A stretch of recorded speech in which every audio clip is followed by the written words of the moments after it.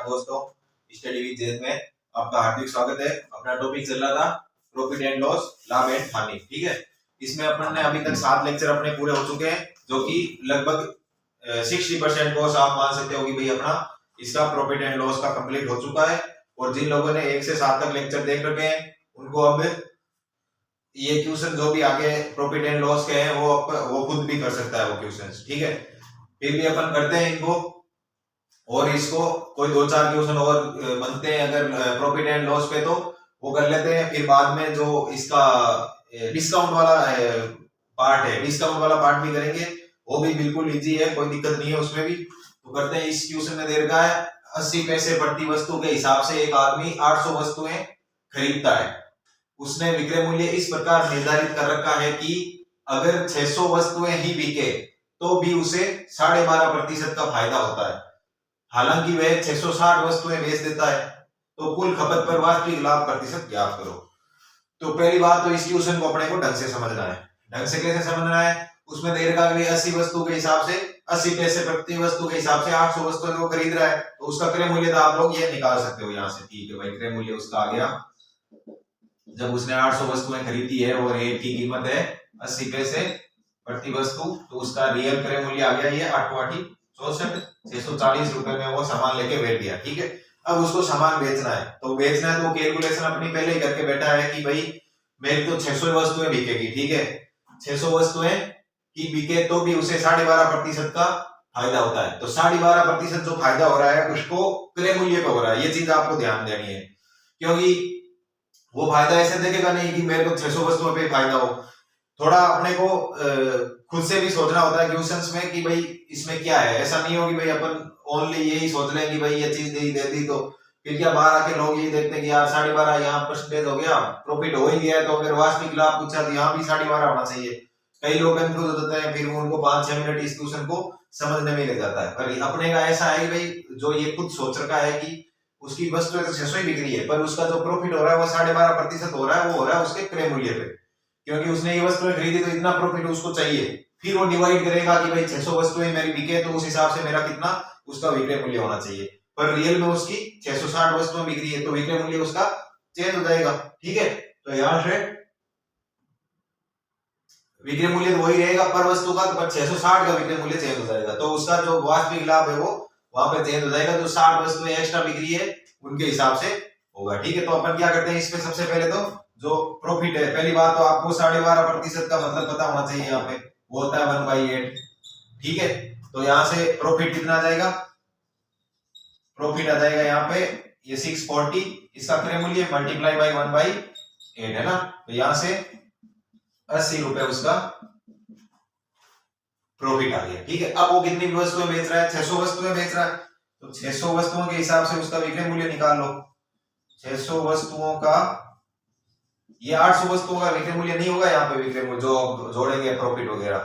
ठीक है, ये 600 वस्तुओं का, क्योंकि वो उम्मीद यही करके बैठा कि भाई मेरे को 600 वस्तुएं बिकेगी, 200 खराब हो जाएगी। ठीक है, यहाँ से इस हिसाब से वो सोच के बैठा है, कैलकुलेशन उसकी इस हिसाब से। तो 600 वस्तुओं का जो विक्रय मूल्य होगा वो कितना आ जाएगा? यहाँ से वो आ जाएगा, ये इन दोनों को जोड़ दो तो ये आ जाएगा 720 रुपए। ठीक है, तो अब क्या है, अब एक वस्तु का विक्रय मूल्य यहां से निकाल सकते हैं अपन।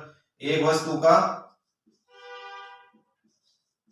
जो है विक्रय मूल्य यहां से आ जाएगा, वो आ जाएगा 720 डिवाइडेड बाई 600। तो ये कितना आ जाएगा यहाँ से? 12 पंजे 60 और 12 छंग 72 है ना, तो 6/5 रुपीज एक वस्तु का आ गया। तो अब वो क्या बेच रहा है? इस विक्रय मूल्य पे, क्योंकि उसने विक्रय मूल्य यहां से डिसाइड किया था प्रॉफिट के हिसाब से। अब वो इस विक्रय मूल्य पे 660 वस्तुएं बेच रहा है, तो 660 वस्तुओं का विक्रय मूल्य निकाल लो यहां से। 660 वस्तुओं का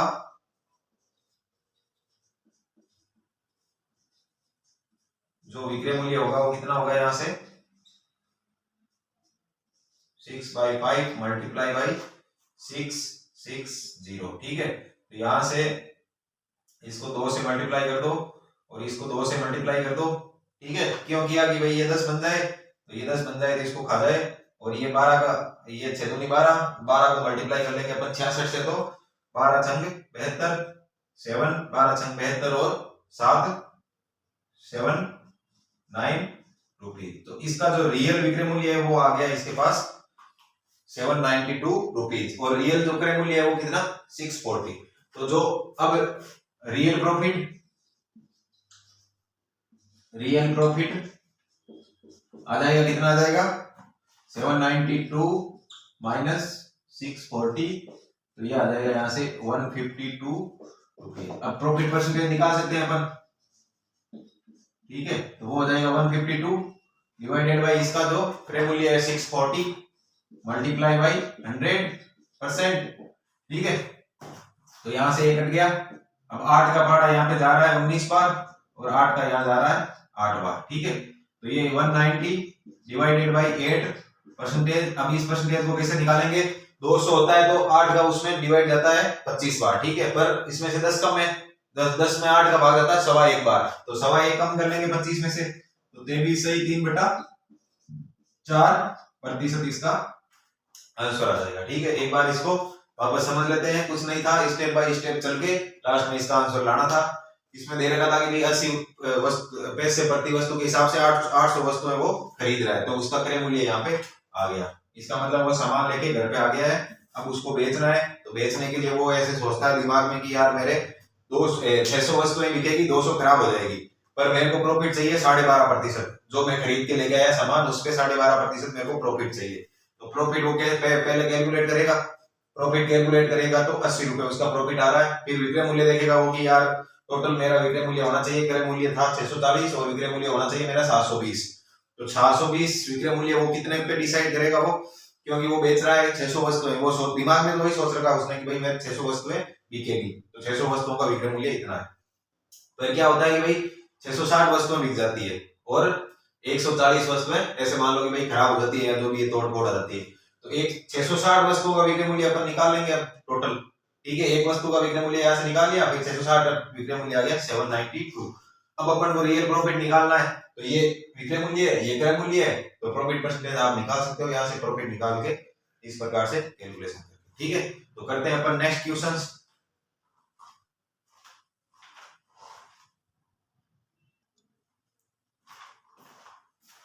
इस क्वेश्चन में दे रखा है एक आदमी कुछ वस्तुएं 25 रुपए में खरीदता है और उनमें से 2/3 भाग को 5% लाभ पे बेचता है और शेष को कितने प्रतिशत लाभ पे बेचे ताकि उसका कुल लाभ है वो 8% हो।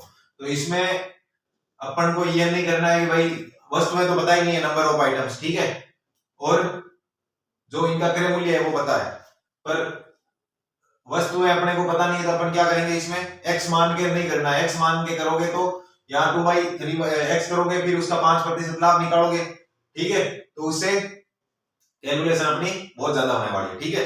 तो अपन जो 2/3 भाग दे रखा है यहाँ पे, तो अपन इसको 2 मान लेंगे और टोटल भाग को अपन 3 मान लेंगे, तो जो दूसरा वाला भाग है वो कितना हो जाएगा 1 हो जाएगा। ये 2 वस्तुएं कुल मिला के बात ये है कि 3 वस्तुएं टोटल मान लो, ठीक है, और 2 वस्तुएं इस प्रॉफिट पे बेच रहे हैं, एक पे प्रॉफिट अपने को निकालना है और टोटल प्रॉफिट हो रहा है 8%, तो तीन वस्तुओं पे 8% के हिसाब से टोटल परसेंटेज में ये प्रॉफिट कितना हो जाएगा अपना 24%, ठीक है।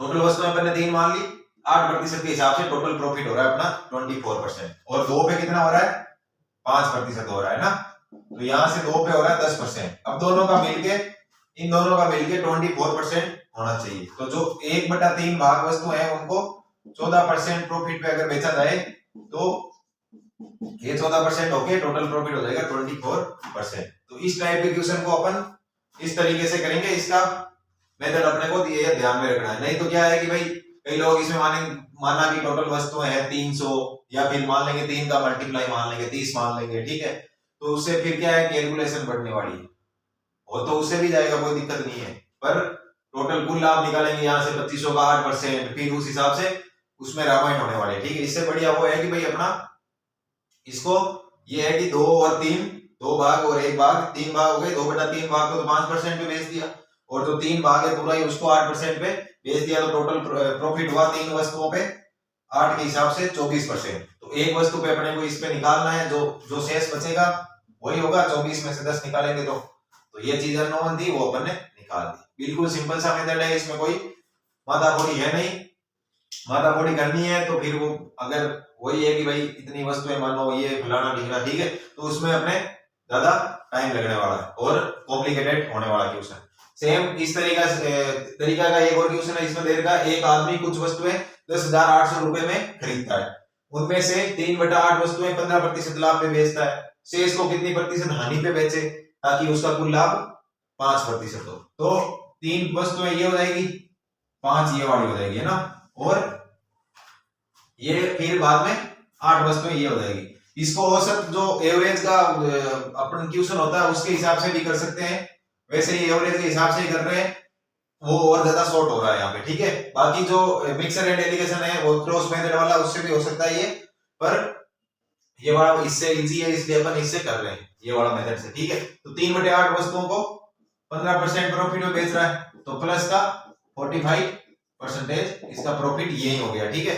अब उसको 8 वस्तुओं पे कितना चाहिए, 5% चाहिए, तो 5% यहाँ से, तो यहाँ हो गया इसका 40% प्रॉफिट। तो ओवरऑल तो 40% चाहिए 8 वस्तुओं पे, यहाँ हो गया 45%, ऑलरेडी 3 वस्तुओं पे हो गया, तो एक जो 5 वस्तुएं बची है उनपे कितना होना चाहिए, माइनस का 5%, है ना, माइनस का 5% 5 वस्तुओं पे होना चाहिए, तो एक वस्तु पे कितना होगा, माइनस का 1%, ठीक है। तो जो 5/8 भाग है वस्तुओं का, 5/8 भाग जो मतलब शेष वस्तुएं हैं,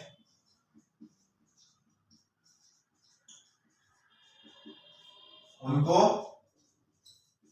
1% हानि पे बेचना पड़ेगा, कुल मिला के बात ये है।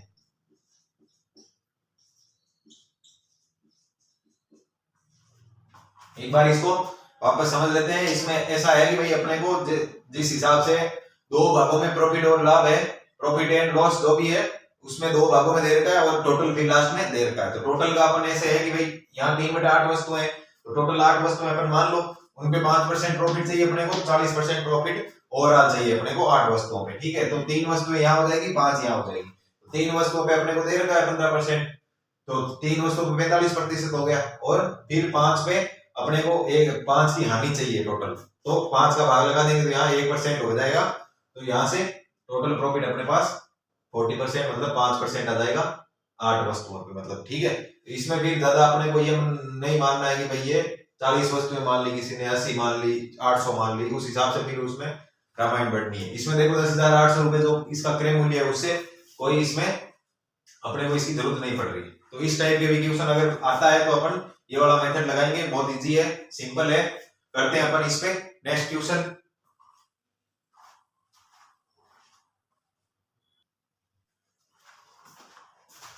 इस क्वेश्चन में अपने को दे रखा है एक निर्माता अंदाजा लगाता है कि निरीक्षण के समय उसकी वस्तुओं में से 12% वस्तुएं बेकार मिलेगी, वह 7.5 रुपए प्रति वस्तु की दर से 11 वस्तुओं का ऑर्डर लेता है, 1100 वस्तुओं का ऑर्डर लेता है, वह अंदाजा लगाता है कि कुल खपत पर उसका लाभ 20% होगा, तो एक वस्तु का क्रय मूल्य ज्ञात करना है। इसमें क्या है कि एक मैन्युफैक्चरर है, वो 1100 वस्तुएं का ऑर्डर लेता है, उसका विक्रय मूल्य वो तय करता है कि भाई 7.5 रुपए प्रति वस्तु का होगा, उसमें से वो ऐसा अंदाजा लगा रहा है कि 12% जो वस्तुएं होगी उसकी वो तो खराब हो जानी है, ठीक है, और उसको चाहिए जो प्रॉफिट परसेंटेज है वो 20% चाहिए, तो उसकी एक वस्तु का जो क्रय मूल्य है, या फिर यहाँ पे अपन इसको बोल सकते हैं जो मैन्युफैक्चरिंग कॉस्ट है, कोई निर्माता होगा तो मैन्युफैक्चर करेगा, तो उसकी जो कॉस्ट आएगी वो होगी एक वस्तु की, ठीक है, तो उस वस्तु को फिर वो बेचेगा, तो उसमें से 12% वस्तुएं खराब हो रही है, 1100 वस्तुएं टोटल है, तो सबसे पहले तो अपन निकालेंगे विक्रय मूल्य, ठीक है, जो सीधा सीधा अपने को दिख रहा है वो निकालेंगे, क्योंकि क्रय मूल्य निकालना है तो विक्रय मूल्य अपने को यहाँ से पता है कि भाई 1100 वस्तुएं हैं, ठीक है, उनकी पहली बात तो 88% वस्तुएं ही बिकेगी उसकी, ठीक है, 88 वस्तुएं इस प्रकार से बिकेगी उसकी, 1100 वस्तुओं का 88% मल्टीप्लाई बाई 7.5 रुपए उसकी पर वस्तु का विक्रय मूल्य है, ठीक है, तो ये विक्रय मूल्य हो गया। अब अपने को निकालना है क्रय मूल्य, क्रय मूल्य के लिए अपने को प्रॉफिट चाहिए या फिर लॉस जो भी है, तो प्रॉफिट अपने को दे रखा है, प्रॉफिट परसेंटेज अपने को दे रखा है 20%, तो ये क्या होगा 1/5 लिख सकते हैं इसको, तो यहाँ पे इसका मतलब क्या है क्रय मूल्य, और इसका मूल्य इसकी मतलब ये हो गया लाभ, है ना, तो विक्रय मूल्य यहाँ से कितना हो जाएगा, विक्रय मूल्य हो जाएगा क्रय मूल्य प्लस लाभ, तो हो जाएगा 6, ठीक है, तो उसकी 6 की वैल्यू अपने पास है यहाँ पे, तो 6 यूनिट की वैल्यू अपने पास कितनी है। इनको आगे सोल्व नहीं करना है क्योंकि आगे अपने अब इसकी लास्ट में ही अपन इसको सोल्व करेंगे, तो इससे क्या होगी, कैलकुलेशन अपनी कम से कम होगी। ठीक है, 88 मल्टीप्लाई बाई 7.5, ठीक है, इसकी वैल्यू दे रखी है। अब अपन को निकालना क्या है मूल्य, तो 5 यूनिट का जो वैल्यू आएगी वो कितनी आ जाएगी, वो आ जाएगी 1100 multiply by 88 divided by 100 multiply by 7.5 multiply by 5 by 6, ये 6 नीचे आ जाएगा, 5 ऊपर चला जाएगा। ठीक है, अब ये तो जो 5 यूनिट है और ये 6 यूनिट है, 1100 वस्तुओं का है विक्रय मूल्य, और ये है 1100 वस्तुओं का क्रय मूल्य। तो एक वस्तु का, ये 1100 वस्तुओं का लिख रहा हूं मैं यहाँ पे, 1100 वस्तुएं, तो एक वस्तु का जो क्रय मूल्य होगा वो कितना आ जाएगा, यहां से वो आ जाएगा 1100 से डिवाइड कर लेंगे इसको, तो 1100 multiply by 88 divided by 100 multiply by 7.5 multiply by 5 by 6 divided by 1100 है ना। यही क्रय मूल्य अपने को निकालना है, एक वस्तु का क्रय मूल्य। अब इसको आगे सोल्व कर लेंगे अपन, 1100 से 1100 कट गया, और ये यहां से 4 के 22 और ये हो गया 25, ठीक है, और ये इसको आगे सोल्व करते हैं अपन, तो यहां से आता है 22 बाई 25 मल्टीप्लाई बाई 7.5, ठीक है, मल्टीप्लाई बाई 5 बाई 6 है ना। तो यहां से इसको 5 से 25, इसको 5 से इससे करेंगे तो ये 1.5 गुना है इसका। अब इस 1.5 को यहां से 6 में काटेंगे तो ये 6 का 4 गुना है 1.5 का। अब 22/4 आया ये, तो 22/4 का मतलब क्या हो गया, 11/2 5.5 रुपए प्रति वस्तु। ठीक है, तो यहां से अपना क्रय मूल्य आ गया, और वही अपने को पूछा है कि भाई उसका लाभ इतना हो तो एक वस्तु का क्रय मूल्य ज्ञात करो।